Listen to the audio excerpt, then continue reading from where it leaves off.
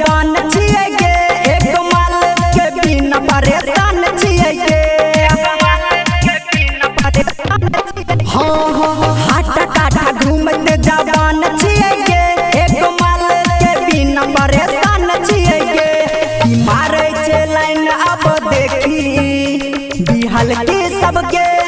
पोखर में डूब के मर जो छोरी कुमार के सबके पोखर में डूब के मर जो छोरी कुमार के सबके पानी में कूद के मर जो कुमार के सबके कुमार के सबके कुमार के सबके पोखर में डूब के मर जो छोरी कुमार के सबके तोरा सबके देह में लागल जुनून गे देख अभी हल्की के जागल जुनून गे हो तोरा सबके देह में लागल जुनून गे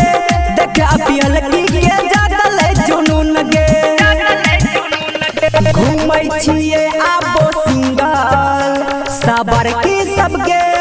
पोखर में डूब के मर जो छोरी कुमार के सबके पोखर में कूद के मर जो छोरी कुमार के सबके पानी में डूब के मर जो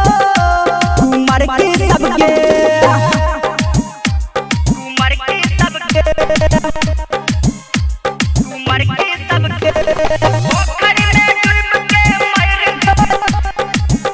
जो छोरी कुमार के सबके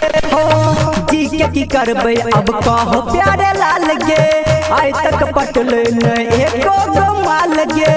आज तक पटल न एको हो जी के की करबे अब कहो प्यारे लाल गे आज तक पटल न एको गो माल गे राइटर सुभाष